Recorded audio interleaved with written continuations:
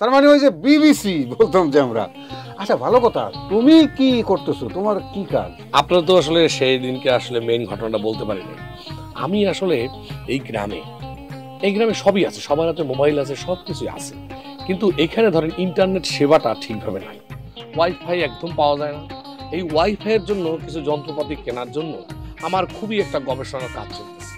এখন এইটা নিয়ে আমি চাই যে গ্রামের প্রত্যেকটা মানুষের হাতে হাতে মোবাইল যেহেতু আছে, এখন তারা যেন ইন্টারনেট সেবাটা ঠিক মতন পাইতে পারে, সেজন্য আমি একটা প্রশিক্ষণ কেন্দ্র খুলতে চাই। আচ্ছা ভাই, আর সেই মেশিনটা নাকি আমার দোকানেই বসাবে, এটা কোনো কথা কন? এফজি আমার এই ছোট দোকান, তার উপর যদি এই মেশিন বসায় তাহলে তো আমার না খেয়ে মরতে হবে না। আহারে কালীপদ, তুমি এত উত্তেজিত হইলে হবে?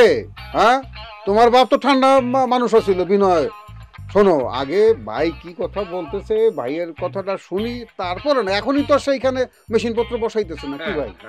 শোনেন সামাদ ভাই, জিনিসটা আসলে এদেরকে বুঝে লাভ নাই। তো এই কালীপদের দোকানটা একটা সেন্টার, আবাল বৃদ্ধ বনিতা, জুনিয়র সিনিয়র, ছেলে মেয়ে সবাই এখানে যাওয়া আসা করে, আসা যাওয়া করে। সেই কারণে এই যে ইন্টারনেটের যে সেন্টারটা, ইন্টারনেটের যে যন্ত্রটা, সেইটা যদি এই দোকানে ঠিকভাবে মনে করেন লাগানো যায়, তাহলে অনেক উপকার হবে। এইটা তো ইটালির রোমস না, ভেনিসও না, কিছুই না, এইটা চান্দের হাট। এইখানকার জনগণ, এইখানকার লোকজন মানে সব ব্যাপারই জানে, তাদের হাতে মোবাইলও আছে, বারবার বলতেছি, কিন্তু ব্যবহারটা জানে না। কিভাবে ব্যবহার করতে হবে, কেমনে ব্যবহার করতে হবে, কিভাবে কানেকশনটা পাবে, কতটুকু সময় কানেকশনটা রাখবে, কখন বন্ধ করবে, কখন ওপেন করবে, কোন সময় ওপেন করলে সুবিধা হবে, কোন সময় বন্ধ করলে লাভ হবে, এইটা তো তারা বোঝে না। না, তোমার কথাবার্তা ঠিক আছে, কিন্তু এখন তো সবাই মনে করো যে ইউটিউবে মোবাইলের ভিতরে সবকিছু দেখতে পায়, তাহলে তারা তোমার কাছে আসবে কেন? সবই ঠিক আছে আপনার কথা, এখন মেইন কথা হলো এইসব ইউটিউব দেখতে হলে তো টাকা খরচ করতে হবে, মোবাইলের এমবি খরচ করতে হবে না? হ্যাঁ, এখন কেন তারা এমবিটা খরচ করবে টাকা দিয়া? এই কারণে আমি ফ্রি ইন্টারনেটের মোডেম এইখানে সেন্টার করে চালু করছি। মেইন কথা হলো যে আপনি আমার একটু পাশে থাকবেন, তাইলে আমার। আরে তুমি কি আমার ভাই, চাচার ছেলে, তোমার যদি কোনো আর্থিক সাপোর্ট লাগে তোমার এই ডিশের ব্যাপারে, এই যে ওয়াইফাই এর ব্যাপারে, আমারে বলবা, দরকার পড়ে আমারে পার্টনার হিসেবে নিয়ে আনবা। এই কালীপদ, কি তুমি চা দিতেছো না কেন? আরে ঘন করে দুধটা দিয়া ভালো করে বিয়ে করে একটা মাখন চা দিয়ে দাও তাড়াতাড়ি। তুমিও খাও? হ্যাঁ খাও তো, দুই কাপ। এই না আপনার চা। এত রাতে চা খাইলে আপনার ঘুম আসবো? সালেহা বেগম, তোমার কথা শুনলে একটু অবাক হইতে হয়। রাত্রে ভাত খাওয়ার পরে আমি কি নতুন চা খাইতেছি? না, আমি সেটা বলতেছি না, কিন্তু এখন তো বয়স হয়েছে, এই অভ্যাসগুলো তো ত্যাগ করা লাগবে, তাই না? শোনো সালেহা বেগম, তুমি যদি মনে করো তোমার বয়স হয়েছে, তাহলে তোমার বয়স হয়েছে। আর যদি তুমি মনে না করো যে তোমার বয়স অত হয় নাই, তাহলে হয় নাই। আচ্ছা শুনেন, আজকে বাড়িতে নগদ আলী ঘটক আসছিল, সে আইসা একটা খবর দিল। নগদ আলী ঘটক? সে কেন আসছিল? সে কইল কি, রমজান চেয়ারম্যান নাকি তার 3 কন্যারে বিয়ে দেবে, এবং 3 কন্যারে নাকি একদিনেই বিয়ে দিবে, সেই জন্য পাত্র খুঁজতেছে। এতে আমার কি করার আছে সালেহা বেগম? আচ্ছা, আপনারও তো 3টা ছেলে আর তার 3টা মেয়ে, আপনি যদি রমজান চেয়ারম্যানের কাছে আমাদের ছেলের জন্য বিয়ের প্রস্তাব নিয়ে যাইতেন তাহলে ভালো হইতো না? তুমি আমারে কি কইলা সালেহা বেগম? আমি একটা ছাগল চোরের কাছে যাব আমার ছেলের বিবাহের প্রস্তাব নিয়ে? আচ্ছা, আপনি কথাটা এভাবে নিতেছেন কেন? শুনেন, সামনে তো ভোট আছে, আপনি যদি কোনো রকমে তার সাথে আত্মীয়তা করতে পারেন, আপনারই তো লাভ। ওরে বাবা, তোমার মাথায় দেখি মেলা বুদ্ধি। হ্যাঁ, এই বুদ্ধিগুলা তো আমি আপনার কাছ থেকেই শিখছি। ঠিক আছে, তুমি না হয় তোমার 3 পোলারে বিষয়টা জানাও, আমি রমজানের বাড়িতে বিবাহের প্রস্তাব নিয়ে যাব। মিথ্যা বলে আমার জীবনে এসে আমার জীবন নষ্ট করার অধিকার তোমাকে কে দিয়েছে? নির্লজ্জ সেই বদমাইশ মেয়েকে আমি বিয়ে করব? কত বড় সাহস! আমাকে টেলিফোন করেছে। পারছি না, আমি পারছি না, এত বড় অপমান। আমাকে তুমি কোথায়? দিল্লি থেকে একটা ছেলে উড়িয়ে এসে বাংলার একটা নিরীহ মেয়েকে অপমান করে যাচ্ছে, আমার কি হবে? আমি পারছি না। আমাকে তোমরা রক্ষা করো। কোথায় থানা, কোথায় পুলিশ, কোথায় আইন, কোথায় বিতরশালা, কে কোথায় আছো তোমরা এসে আমাকে উদ্ধার করে নিয়ে যাও। তোমাকে কেউ উদ্ধার করবে না, তুমি অসৎ, তুমি চুপ থাকো, বেশি বাড়াবাড়ি করলে কিন্তু আমি তোমাকে নারী নির্যাতনের মামলায় ফেলে দিব।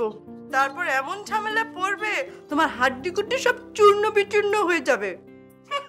বিচূর্ণ বানান করো তো, বিচূর্ণ। অশিক্ষিত মূর্খ বেয়াদব ধুমসি বেটি, তোমাকে আমি 420 ধারাতে ফেলে মিনিমাম 14 বছরের জন্য জেলে পাঠাবো। তুমি কি ভেবেছো? আর তো মনে আসছে না। পেয়েছি, কাঁদবো। মেয়েদের বড় অস্ত্র হচ্ছে কান্না, এতেই পুরুষদের শক্তি শেষ। আমি আর পারছি না। কে কোথায় আসবে? আমাকে একটা অবুদ্ধ পশু আমার সাথে যাতা ব্যবহার করছে। সবাই আমাকে উদ্ধার করে নিয়ে যাও। চুপ করো, অভদ্র, অশালীন, মিথ্যাবাদী মেয়ে। আমাকে ব্ল্যাকমেল করা অত সহজ নয়। তুমি জানো না আমি তোমাকে কি করতে পারি। যদি চাই তোমার হাত পা ভেঙে পঙ্গু করে ঘরে বসিয়ে রাখতে পারি। আর রেখো না, তোমাকে জোরহাত করি, আমাকে শাস্তি দিও না। বিশ্বাস করো, আমি তোমার সব কাজ করে দিব, রান্না করে দিব, তারপর কাপড় ইস্ত্রি করে দিব, তোমার গা হাত পা টিপে দিব, সব করে দিব। চুপ! আরেকটি কথাও না, আর কখনো আমার সঙ্গে কথা বলার চেষ্টা করবে না। খবরদার, সাবধান। হ্যালো, কে আপনি? কি করেন? কিছু না। খুব রেগে আছেন নাকি? বাজে কথা বলার বা শোনার সময় নেই। আমি দিল্লি ফিরে যাচ্ছি। কেন? কেন আবার? তোমার মোটা কদর্য বোন গুন্ডা দিয়ে আমাকে মারবে বলে ধমক দিয়েছে। তোমাদের কাউকে বিয়ে করে তো ফর্না থেকে আমি জীবনটা দিতে পারবো না, তাই না? মোটা মেয়ের ভয় পালিয়ে যাচ্ছেন? Shut up! আমি তোমাকে বিয়ে করব। নো, তোমাদের ফ্যামিলির কাউকে বিয়ে করার মতো সামান্য ইচ্ছা আমার নেই।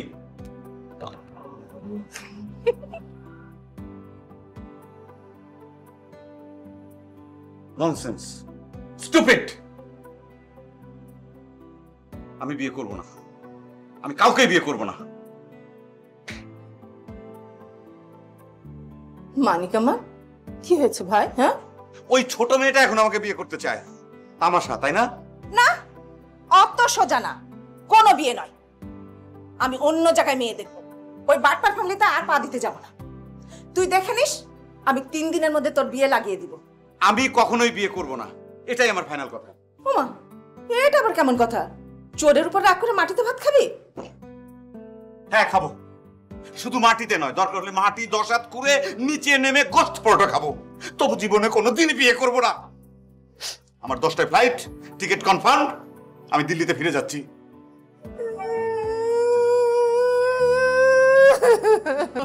ওহো, আবার তুই কাঁদছিস কেন? কাঁদবো না? যেটা ভেবেছিলাম সেটাই তো হলো। এক বাবা মায়ের জন্য বিয়ে পেছাতে পেছাতে 2 বছর, আমার বাটপার ফ্যামিলি ফাটলে পড়ে আমার ভাইয়ের জীবনটা ফাটাফাটি। আরে কত দুঃখ, কত কষ্ট। মামা, তাহলে আমার ক্যামেরাটা হলোই না।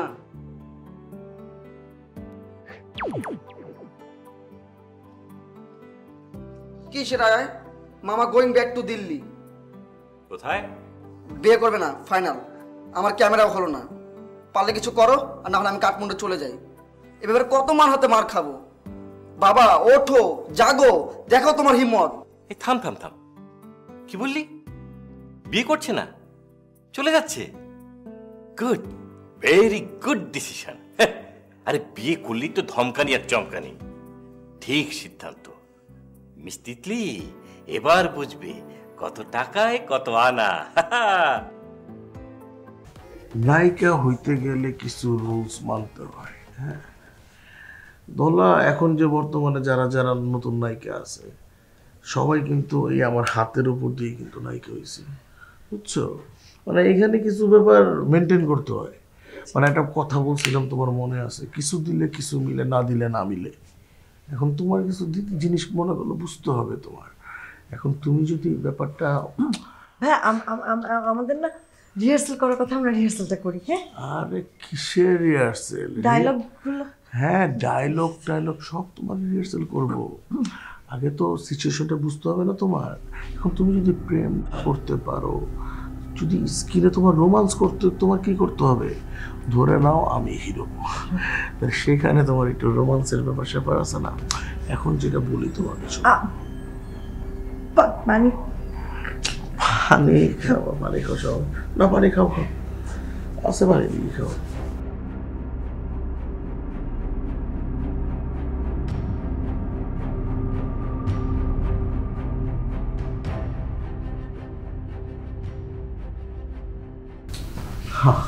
তুমি বুঝতেছো না কেন?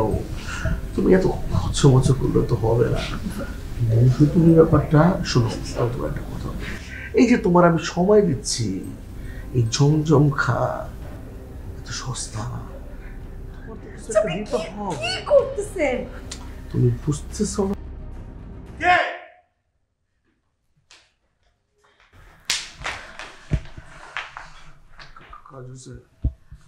আরে মা, মারিয়া যেখানে যাবে সেখানে কাজ হবে না। তুই কি আমার তোর মতো গাদা মনে করছিস? আর তোরটার কি অবস্থা, কাজ হচ্ছে? দূরও বেটা, আমার বাকি হয় নাই। হ্যাঁ, মেডিসিন খাওয়াই দিব। মেডিসিন খাইতে তো কি খাওয়াইছিস? তাই হচ্ছিস মা ব্যবস্থা করতে হয়েছে। যা তাড়াতাড়ি ব্যবস্থা কর।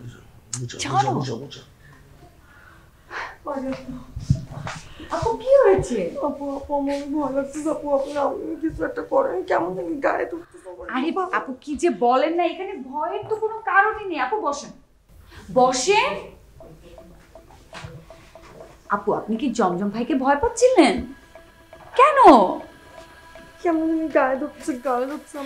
না না আপু, আপনি ভুল বুঝতেছেন। আপনার তো প্র্যাকটিস চলতেছে, তাই না? তো প্র্যাকটিস করতে হলে তো একটু গায়ে হাত দিবে, মানে এগুলো তো ট্রেনিং।